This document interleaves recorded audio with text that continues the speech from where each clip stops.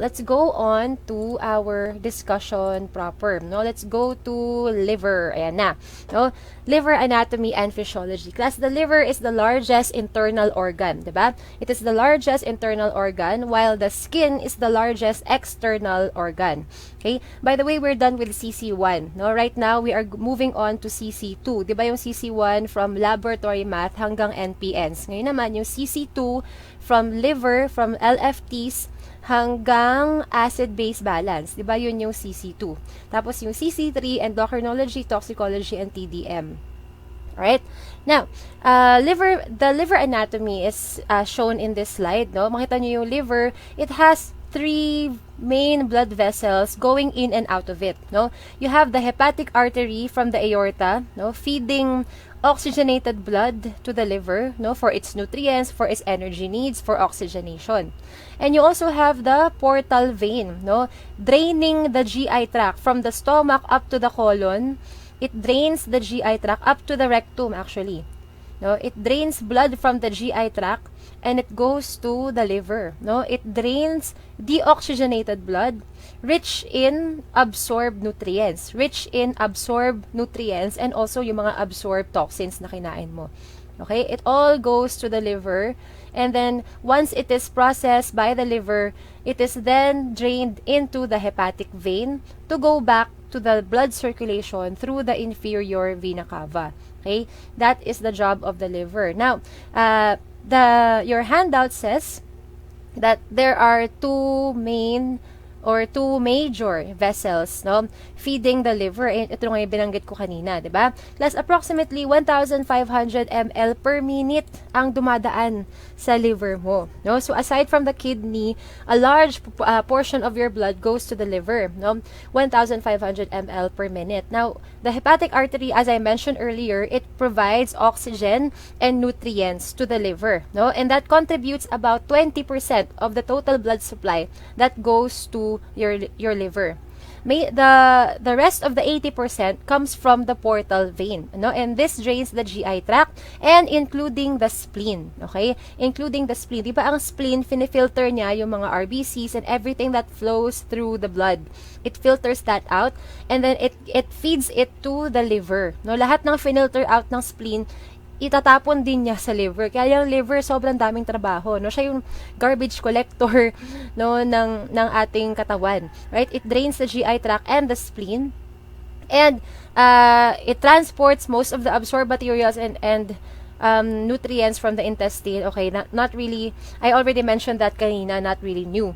Okay, and it also drains the general circulation through the spleen. Okay, so it drains the GI tract through the portal vein, and it also drains the general circulation through the spleen. So in short, the liver filters the entire blood circulation of the body, no? Lahat ng pumapasok, lahat ng inaamoy mo, lahat ng naa-absorb mo, dumadaan yan sa liver. Okay? Dumadaan yan sa liver. Kaya nga meron tayong first pass effect na tinatawag. Now, what is the normal anatomy of the liver, no? The 80% of the liver is made up of parenchymal cells. Yan yung principal cell in the liver that is responsible for all of the metabolic activity. Diba? Ang daming function ng liver: synthetic, metabolism, excretory, detoxification. Lahat yan, ang may trabaho niyan is the parenchymal cells. Okay? Katulong din niya yung mga Kupffer cells. Uy, ano yung Kupffer cell? Lumang board exam question. Yan yung liver macrophages, diba? The Kupffer cells, they are the liver macrophages. Okay? And you also have the stellate cells naman. These are the fibroblasts, no, in the liver. And they are responsible for fibrosis during cirrhosis. Diba? Pag may injury sa liver, sila yung magre-repair ng injury na yon. Ang problema, they will repair it through fibrosis. Okay? And that is not a good, it's not a good thing kapag sobrang dami ng fibers, kapag sobrang fibrosed na yung liver. Right? Now, this is the functional unit of the liver, no? The liver lobule. Liver lobule, boy. Alam niyo ba yung lumang commercial na yon? No? This is the functional unit of the liver lobule. If you remember no inyong histology class, diba, tinignan nyo ito under the microscope, no? This hexagonal plane is one liver lobule, right? And the edges or the, yung mga intersections ng liver lobule is made up of the portal triad, 'di ba? And what are the components of the portal triad? The bile duct, the hepatic portal vein, and the hepatic artery. No, ito sila, the portal vein, the hepatic artery, and the bile duct. You call that the portal triad, no? The portal triad. Sa center naman, nandyan na yung central vein. So, lahat ng blood na galing sa GI tract at saka sa spleen, papasok sa portal vein. Tapos, yung blood galing sa heart, galing sa aorta, papasok sa hepatic artery. It will go to the liver sinusoids, no? To the parenchymal cells and the Kupffer cells for processing, for detoxification, for metabolism. Okay? After processing, yung mga waste products, yung mga biliary waste products, pupunta sa bile duct to be excreted to the intestine. Yung iba naman, yung mga hindi waste products, ibabalik sa blood circulation through the central vein. Okay? Waste products go back to the intestine through the bile duct, and the non-waste product goes back to the circulation through the central vein. That is the that is the liver lobule, no? Aside from the hepatocytes, Kupffer cells, you also have the bile canaliculi. Yun yung mga small canals in between the liver sinusoids. Hindi masyadong kita dito. Ayan, yung mga small canals na yan. Those are bile canaliculi. Okay? Now, what is the function? Ang daming function ng liver. Kaya nga, marami tayong mga tests to measure liver function, and you call them liver function tests. No, ito yung mga functions ng liver: metabolic or detoxification, secretory, excretory, and synthetic, at saka storage. Okay? Dahil ang daming function ng liver, if you have total loss of liver function, no, the patient will die within 24 hours. If there is total loss of liver function, board exam question, ilang percent ng liver damage to abolish liver function?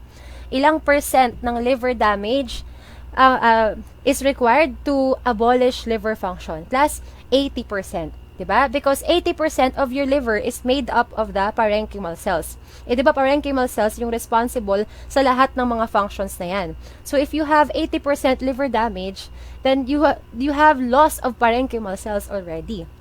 And you will have total loss of liver function. In class, if you have total loss of liver function, death will follow within 24 hours. Okay? So, and what is the cause of death? Hypoglycemia. Diba? The liver is very, very important, no? In gluconeogenesis, right? In providing the body with glucose when you already have a deficit in energy. Diba? Kapag kunyari in prolonged starvation, no, wala ka nang, ubus na yung glycogen storage mo, ubus na yung glucose storage mo in the cells, so your liver will start to perform gluconeogenesis, no? But if you don't have a functional liver, you will die within 24 hours. Okay? Now, these are, okay, maraming klase, maraming version ng mga liver function tests. Yung nasa handout ninyo, okay, let me just go to your handout. Ayan, yung nasa handout ninyo, that is from Dean Rodriguez book. Okay, in-include ko yan kasi merong recent board exam question, mamaya papakita ko sa inyo, na parang nakita ko yung sagot dito sa version ni Dean Rodriguez. But I will also, pero may mga ibang recall question naman na sa Henry naman makikita yung tamang sagot. So, I'll also flash the LFTs according to Henry. And pakicopy na lang, pakisulat na lang. Alam niyo naman ako, di ba, kapag kami ni Ma'am Leia ang teacher, maraming sinusulat, maraming hina-handwrite. No? Kasi we believe in the power of handwriting. Wow, the power of muscle memory. No, pag sinulat mo yan, madali mo siya matatandaan. Ayan. No, sa page 38 ng handout, this summary of liver functions, this is based on Dean Rodriguez book. Okay? Let's discuss this first. Okay? We have detoxification, secretion, excretion, synthesis, and storage. Yan daw yung functions ni liver according to Dean Rodriguez. No, yung detoxification, yan yung tinatawag natin na first pass effect, 'di ba? Lahat ng inabsorb mo sa GI tract, lahat ng inabsorb mo kinain mo, mapupunta yan sa liver through the portal circulation, through the portal vein. Tapos, lahat ng inamoy mo, lahat ng inabsorb ng skin mo, lahat ng nilagay mo sa katawan mo, that will go to the blood and it will pass through the spleen, and the spleen will give it off to the liver as well, no, through the portal circulation. Kaya lahat ng bagay na pinasok at inilagay mo sa katawan mo ay dadaan sa liver. Okay, that is called the first pass phenomenon. Everything passes through the liver first before it goes to the rest of your body. Okay? Now, this is responsible as well for the metabolism of drugs. Diba? Iniinom ang drugs or pwedeng intravenous drugs, no? And also other foreign compounds na kinakain or inaabsorb ng katawan natin. Okay? The detoxification function is also responsible for producing urea from ammonia, diba? It's also responsible for producing uric acid from purines or pyrimidines, diba? Uric acid is the waste product of purine metabolism, no? And it also converts other molecules to less toxic compounds. Okay? In short, it converts toxic compounds to less toxic. Kagaya ng ammonia, toxic yan. Kino-convert niya to urea, a less toxic compound, and it is also an excretable compound. Okay? That is the detoxification function. Okay? And anong enzyme yung importante dito? Class, yung cytochrome P450. Okay? The cytochrome P450. Cytochrome P450. Shortcut is CYP450. Okay, cytochrome P450 enzyme. That's very important in the detoxification function of the liver. Next is secretion and excretion. Ano ba yung mga ini-excrete or sinesecrete ng liver? Class, yung bile acids and bile salts, unang-una. Pangalawa, yung mga bile pigments, kagaya ng heme in the form of bilirubin and porphyrin. Okay? Yung bile acids and bile salts, importante yan to absorb, no? It increases the absorption of fats in your diet. Yung mga kinain mong fats, yung mga kinain mong cholesterol, hindi yan maa-absorb kaagad unless your liver, unless your gallbladder secretes bile acids. Okay? Para masaponify yung fats and cholesterol na kinain mo so that you can absorb it. Uy, ano nga ulit yung absorbed form of fats and triglycerides and cholesterol? It will be absorbed through the intestinal wall in the form of chylomicrons, diba? In the form of chylomicrons. Now, bile acids or bile salts is formed or it is synthesized from cholesterol. Okay? From cholesterol, i-conjugate niyan with either glycine or taurine, and then it will be secreted into the gallbladder for storage. Tapos kapag kumain ka, the gallbladder will secrete the bile acids into the duodenum. Okay? Now, it will go back to the liver, no? It will be reabsorbed again by the liver, yung ibang bile acids. Yung ibang bile acids naman sasama sa pupo mo. Okay? Now, sabi dito, the excretory function is in the biliary system, no? This bile acid, bile salt, that reflects the excretory function, no? Excretory. Excretory. Okay? Ito namang bile pigments, bilirubin, that is the metabolic function naman. Okay, metabolic function. Okay, nakita ba yan? Yung excretory is the biliary salts or bile salts. Yung metabolic function ng liver is the bilirubin. Okay? So, sige, mamaya na yung recall question na yun. Next, yung synthetic function, no? Synthetic function. Class, carbohydrates, 'di ba? Glucose is synthesized in the liver through the process known as gluconeogenesis, 'di ba? This is formation of glucose from amino acids, from fats, from glycerol, and even from nucleic acids. Okay? Lahat ng mga compounds sa katawan mo kayang gawin ni liver, kaya niyang i-convert to glucose. Okay? If you are in need of glucose. Okay? That is a synthetic function of the liver, no? Carbohydrates, unang-una. Pangalawa, fats. Diba? The liver is also responsible for synthesizing endogenous triglycerides. Uy, board exam question. Sino nga ulit yung main carrier of endogenous triglycerides? VLDL. Diba? VLDL is synthesized in the liver. Kaya nga, lipoproteins, no? They are also reflectant of the synthetic function of the liver. No? Yung VLDL, HDL, they are all from the liver. No? The liver also synthesizes cholesterol and phospholipids, right? Aside from that, no, the liver is also responsible for synthesizing ketone bodies. It is a byproduct of gluconeogenesis, particularly from fats, no? Particularly from fats. Plus, ang liver lang ang nag-iisang organ that is capable of ketogenesis, no? The liver is the only organ responsible for ketogenesis. Okay? Kapag yung fats ginawa niyang glucose or yung fats metabolize niya, nagkaroon ng lipolysis, the byproduct of that is ketones. Okay? And ketones can also be used as energy. Diba? Your brain can use ketones as energy. Okay? Pero kapag too much ketones, then it will cause ketoacidosis na. And that's toxic naman. Right?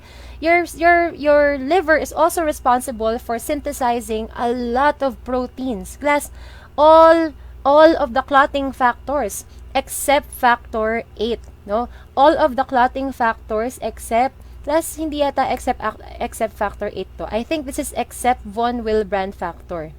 Except von Willebrand factor. Okay? Naalala ko na. Factor 8 is synthesized by the liver and also by endothelial cells. Kaya may except dyan kasi it is not exclusively synthesized by the liver. Unlike the other clotting factors, lahat ng ibang clotting factors, they are exclusively synthesized by the liver. Pero yung factor 8, it is synthesized by the liver and endothelial cells. Okay? And the endothelial cells. Plus, yung von Willebrand factor, von Willebrand factor, no, it's also an exception. Diba? Von Willebrand factor is the carrier of factor 8. Von Willebrand factor is synthesized by endothelial cells as well. Okay? It is synthesized by endothelial cells. Okay? Now, so all blood clotting factors except factor 8, no? Factor 8 is synthesized by the liver and endothelial cells. Yung von Willebrand factor naman, it is totally not synthesized by the liver. Okay? Class, tinanong sa board exam noong September 2019, which of the following does not synthesize hormones? Tapos merong liver sa choices. I think the choices were pancreas, skin, liver. Plus, the pancreas synthesizes insulin, glucagon, somatomidin, ang dami. Somatostatin. Marami siyang synthesize na liver. Na hormone, sorry.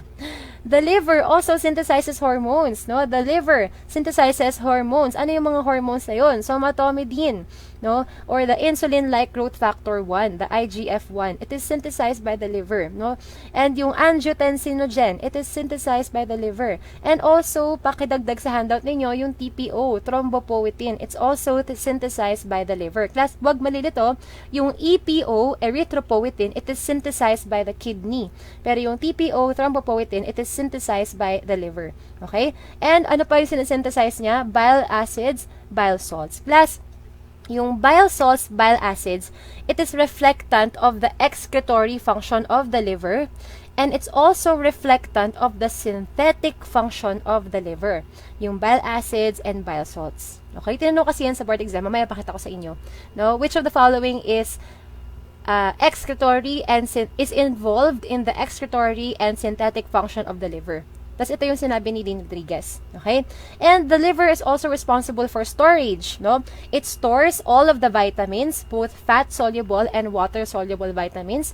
It also stores, very important, glycogen. Diba? It stores glycogen, no? And it also stores iron. Right? Kaya nga kapag meron kang hemochromatosis, the first organ to be affected is the liver, no? It is toxic to the liver kapag sobrang daming iron ang inaabsorb ng katawan mo, such as in hemochromatosis, because the liver is the site of iron storage. Okay?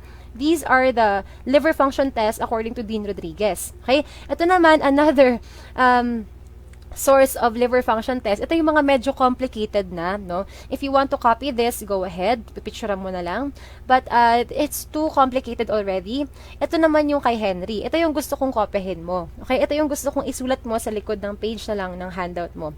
Sa likod ng page 38, pakasulat yung liver function test according to Henry. No? Ito daw yung mga metabolic functions. No? To measure, to assess the metabolic function of the liver, una, bilirubin. No, pareho sila ni Dean Rodriguez na sinabi. Bilirubin is metabolic and excretory. Metabolic and excretory. No, ammonia is also a metabolic function test. Lipids daw, lipids such as yung HDL3 tsaka yung LPX, they are metabolic functions. Okay? Bile salts, they are under metabolic function according to Henry. Tapos yung drug metabolism, yung cytochrome P450, no? This is measured through radiolabeled carbon through the breath test, no? Ipainumin mo yung pasyente ng substance na may radiolabeled carbon, and then after 1 hour, you measure the radioactive carbon in the breath of the patient using a scintillation counter. Okay? These are the metabolic function tests based on Henry's clinical diagnosis book. Right? Ito naman yung synthetic liver function test, no? Serum total protein, albumin, ano yung AAT? Alpha-1 antitrypsin, tapos ceruloplasmin, and the coagulation factors, particularly yung prothrombin time, no? And you report it in INR. Class, paano yung tatanong sa board exam? Morse type, no? Which of the following is a synthetic liver function test? Tapos ang choices mo, TP, PT, AAT, tsaka ceruloplasmin. Yun yung mga choices. TP, PT, AAT, ceruloplasmin. Plus lahat yun ay synthetic liver function test. Okay?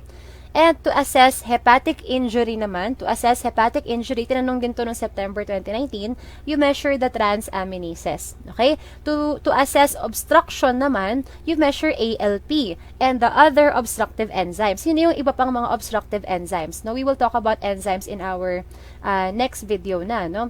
The obstructive enzymes are ALP, GGT, and 5-NT. Okay? 5-nucleotidase. Those are the obstructive enzymes.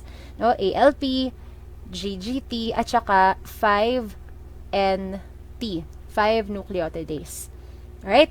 Those are the liver function tests according to Henry. Please copy those. Ito naman yung nasa inyong mga coaching notes, 'di ba? Mandirigma, tsaka Pavlov, and I think even your other coaching notes, no? Ito naman yung mga tests for the biliary duct, 'di ba? Tinatanong din yan sa board exam. Test for the patency of the biliary duct. Huwag kalimutan, ratio of direct bilirubin to total bilirubin. Yung overall patency naman is bile acids and bile salts. Tapos, yung ability to conjugate bilirubin. The ability to conjugate bilirubin is serum bilirubin. Measure mo yung serum bilirubin. Tapos, abnormalities in the biliary epithelium, ALP, and the other obstructive enzymes. Okay? Now, ito yung mga questions. Not belong to liver function tests. Which of the following does not belong to liver function tests? Bilirubin, enzymes, factor assay, prothrombin. Bilirubin is a metabolic liver function test. Yung enzymes, yung AST, ALT, ALP, they are measures of hepatic injury tsaka obstruction. Yung prothrombin time, ano yan? Prothrombin time is a synthetic liver function test. Ang hindi kasama is yung factor assay. Okay? You do not measure all of the coagulation factors. You just measure prothrombin time. Okay? Kasi yung mga sa mga coagulation factors, the first to be affected in liver disease is factor 7. No, the first factor to be affected during liver disease is factor 7. And what is the measure for factor 7? It's the extrinsic pathway, yung prothrombin time. Okay? Next, involved in the excretory and synthetic function of the liver. No, ito yung sinasabi ko kanina. Excretory and synthetic function of the liver. Kanina, kay Henry tsaka kay Dean Rodriguez book, yung bile acids and bile salts. Diba? Bile acids and bile salts, they are both excretory and synthetic. Yun nga lang, walang bile acids and bile salts dito. Pero pwede na yung bilirubin. No? Yung bile pigments. Bilirubin is a bile pigment. No, it's involved in the excretory and synthetic function. Tama ba? Saan ba nasa-synthesize yung bilirubin 2? 'Di ba? Bilirubin 1 is formed sa blood, no? Bilirubin is formed from the heme protein. Heme minus carbon monoxide equals bilirubin 1. Yung bilirubin 1, it will be transported by albumin to the liver, no? Anong gagawin ng liver? It will conjugate bilirubin 1 with 2 molecules of glucuronic acid to synthesize bilirubin 2, the conjugated bilirubin. Okay, so yung bilirubin 2, it is synthesized in the liver. Okay? Kasi among the other choices, yun na yung best answer. Prothrombin time is only synthetic, no? It does not have anything to do with excretory function. Lalo na yung albumin, no? Synthetic lang talaga yan. Yung transaminases naman, that is for injury, no? It's for injury. Okay? So, bilirubin is the best answer talaga. Diba? Ito yung nasa inyong handout, no? Under synthetic, bile salts and bile acids. Under excretory, it's also the biliary system. Sabi sa Dean Rodriguez book, excretory biliary system, no? That's the bile salts, bile acids, and the bile pigments, such as bilirubin. No? Pwede na siya. Alright? Ito. Involved in hepatocellular damage and necrosis. Anong sagot? Hepatocellular damage or liver injury, that is the transaminases. Okay? The transaminases. Ayaw niya mabak.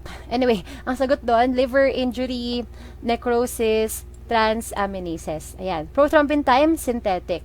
Bilirubin is metabolic. Pwede ring excretory, pwede ring synthetic. Okay? Albumin is synthetic. Okay. Yan. Now, let's go to bilirubin. Let's focus in on bilirubin because that's the most important liver function test. Bilirubin is involved in metabolic function, it's involved in excretory function, and also synthetic function. Okay? Bilirubin is from the heme protein. Diba? When RBCs are hemolyzed, they will release their hemoglobin. Okay? And hemoglobin will be broken down into the heme protein and the iron at saka the globin chain. Okay? Yung iron, it will be transported by transferrin, di ba? The iron, the ferrous iron will be converted to ferric iron and then it will be transported by transferrin. Yung globin chain naman, it will be broken down into individual amino acids and it will go to the amino acid pool. Yung heme protein, no? Yung heme, tatanggalan yan ng carbon monoxide, no? The heme protein minus 1 carbon monoxide group, that you will call that unconjugated bilirubin. Okay? Heme minus carbon monoxide equals unconjugated bilirubin or B1, diba? B1. Now that B1 will be found in your blood. Kaya lang B1 is polar or non-polar? B1 is non-polar. So, paano siya matatransport sa blood? Your blood is polar. It needs to be transported by albumin. Diba? It needs a transport protein such as albumin. So, B1 will be transported by albumin to your liver. And what will your liver do? The liver will, by the action of ligandin, no? The liver, with the help of the protein ligandin, it will take up B1 from the bloodstream and it will deliver it to the endoplasmic reticulum, no? And inside the endoplasmic reticulum, your liver will conjugate, no? Ito na yung B1. It will conjugate B1 with the help of the enzyme uridyl diphosphate glucuronyl transferase. Okay? The UDPGT enzyme. That enzyme will conjugate B1 with 2 molecules of glucuronic acid. Lahat ng sinasabi ko, naka-type sa handout ninyo. Okay? And once B1 is conjugated with 2 molecules of glucuronic acid, you now call that B2 or conjugated bilirubin. No? You now call it B2 or conjugated bilirubin or direct bilirubin. Yung B1 kasi indirect bilirubin. Okay? And that B2 is now polar, no? At dahil polar yung B2, it is soluble in water. So, pwede mo na siyang it can be freely excreted through the bile acid. It can freely be excreted through the pupu, the urine, no? That B2. Kasi it is soluble in water already. Now, that B2 will go to the bile salts. No, it will, sasama siya sa bile salts, sasama siya sa bile acids, pupunta sa bile duct. No? And through the bile duct, it will go first to the gallbladder, masastore siya doon kasama ng bile acids, at kapag kumain ka, the gallbladder will secrete the bile acids together with the bilirubin into the intestine, sa duodenum. Now, pagdating niya sa iyong intestine, no, there are bacteria, 'di ba? May mga bacteria sa iyong colon, the anaerobes, kagaya ni Bacteroides fragilis, 'di ba? Sila Bifidobacterium, E. coli, they are in your colon. Now, sa colon mo, inaabangan nila yung conjugated bilirubin. Okay? The bacteria in your colon will convert the conjugated bilirubin, they will oxidize it to urobilinogen. Okay? They will oxidize it to urobilinogen. And class, this urobilinogen is colorless. Ha? Colorless yan. Yung conjugated bilirubin, it's orange, yellow in color. No? Kaya nga pag mataas ang bilirubin sa blood specimen or even sa pasyente, makikita mo may yellowish discoloration. No? But yung urobilinogen, this is colorless. Alright? Now, this urobilinogen can either go to the, it can either be excreted with your feces, it can be further oxidized to urobilin, no? And this urobilin is already orange-brown, no? Chinek ko kung anong nilagay ko, orange-brown. Kasi sa iba, yellow-orange, no? Or yellow-brown, no? This urobilin is already orange-brown in color. Yung urobilin na dyan, colorless, diba? Yung urobilin, it's already colored. And that will give the orange or brown, orange na pupu, no? That will give the brown color to your pupu. Urobilin sa urine. Pero sa pupu, stercobilin. Okay? Plus, if there is an excess in urobilinogen, that urobilinogen can be reabsorbed back to the circulation through the portal vein. No? Pwede siyang bumalik sa circulation through the portal vein. O kaya, it can go back to the circulation and go to the kidney for excretion. No? It can go to the kidney for excretion. Now, plus, pag meron kang hemolytic anemia, sobrang daming RBCs ang nabe-breakdown. So, sobrang daming heme protein ang nare-release from the hemoglobin. No? Sobrang daming hemoglobin ang marirelease, sobrang daming heme protein ang marirelease. And all of those heme proteins will become B1, no? Or they will become unconjugated bilirubin. So, pag merong hemolytic anemia, mas magandang isulat ko kaya siya. Sige, dito na nga lang. Kasya ba yan dito? Pag meron kang hemolytic anemia, no, sobrang taas ng B1. Sobrang taas ng bilirubin 1. You call that unconjugated hyperbilirubinemia. Or you can also call it prehepatic jaundice. Class, yung B1, anong properties nga niyan? Polar o non-polar? Bilirubin 1, unconjugated, that is non-polar. So, it is water insoluble. No? It is not soluble in water. So, class, this will not be present in the urine. Dahil insoluble yan sa water, hindi mo yan makikita sa urine. So, class, sa hemolytic anemia, negative ang bilirubin in the urine. Okay? Negative ang bilirubin sa urine. Okay? But, anong dumadami pa? So, ayan, B1, tumaas ang B1. Lahat ng B1 pupunta yan sa liver. No? As long as you have a functional liver, sabi sa libro, all of that B1 will be conjugated to B2. And that B2, all of them will go to the intestine. No? Yung B2 na yan, yung mataas na B2, ay yung mataas na B1, lahat yan naging B2. Tas lahat ng B2 ay mako-convert to urobilinogen by your bacteria. Now, sobrang daming urobilinogen ngayon. Ito yung tataas, no? Yan yung tataas sa hemolytic anemia. Hindi tataas ang B2 sa bloodstream mo. Kasi lahat ng B2 mapupunta sa intestine. So, you will not have increased B2 in your blood kapag meron kang hemolytic anemia. No? As long as walang obstruction dito, as long as walang obstruction from the liver to the intestine, hindi tataas ang conjugated bilirubin. Okay? Now, ang tataas is yung urobilinogen. Kasi sobrang daming bilirubin 2 na napunta sa intestine. So, sobrang daming B2 na i-convert ng bacteria to urobilinogen. Ang problema, hindi lahat ng urobilinogen ay sasama sa feces. Yung iba, babalik sa bloodstream, no?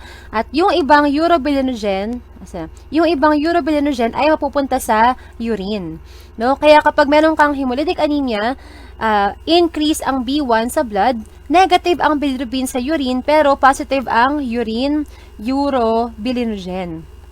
Bilinogen.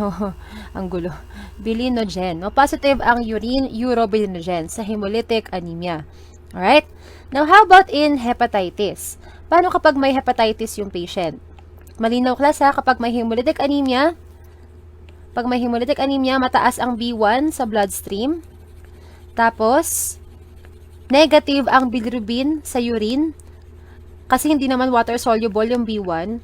Ang tataas sa urine is yung urobilinogen. Kasi sobrang daming bilirubin ang kinonvert to urobilinogen. And hindi lahat ma-excrete sa feces. Yung iba sasama sa urine. Okay, that's hemolytic anemia. How about if the patient has hepatitis? If the patient has hepatitis, there is already a problem in there's a problem in conjugation. No? You can have decreased UDP-GT function. No, if there is decreased UDP-GT function, tataas ang bilirubin 1. O kaya naman, kapag merong fibrosis sa liver, pwedeng magkaroon ng problema sa excretion of B2. No, pwedeng magkaroon ng problema sa excretion of B2 kasi nagkulang ka na sa mga bile canaliculi, no? Nag-fibrose na yung mga portal triad. Kaya walang daluyan yung B2. So tataas din ang B2. Okay? Class, ang B1, it is insoluble in water. Pero ang B2, this is water-soluble. So, class, pwede ba yan sumama sa urine? Yes, pwede na yan sumama sa urine. Kaya, sa hepatitis, there is positive urine bilirubin. There is positive urine bilirubin. And there is positive or negative urine urobilinogen. Positive or negative yan. Depende. No? Depende kung gaano kataas yung, kung gaano ka-severe yung hepatitis.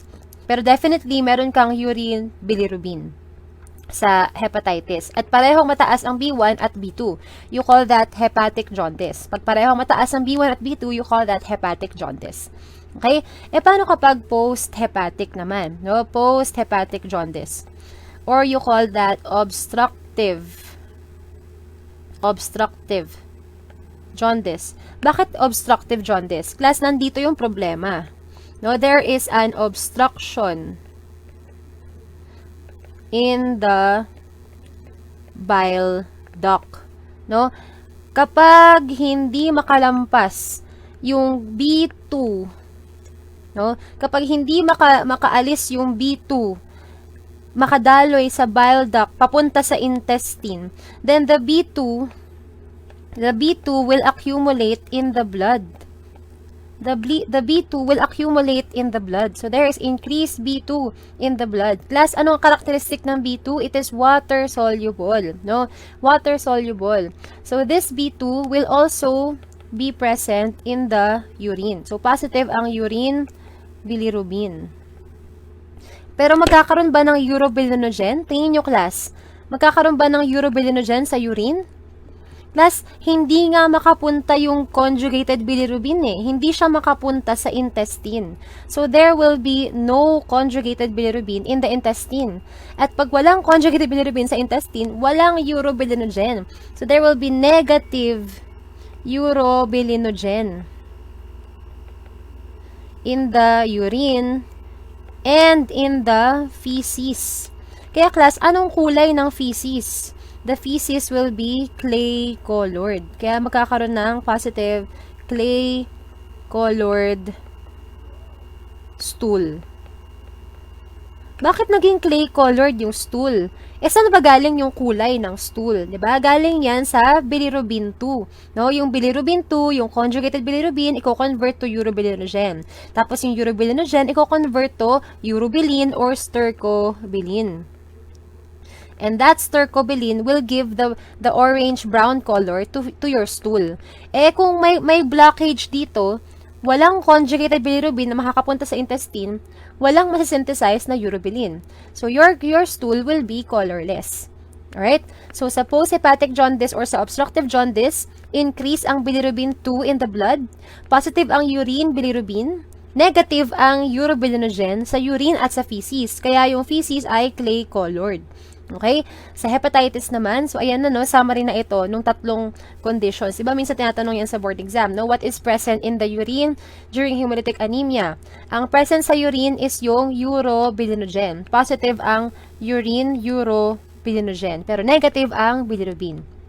Sa hepatitis naman, positive ang urine bilirubin, positive or negative ang urobilinogen sa urine.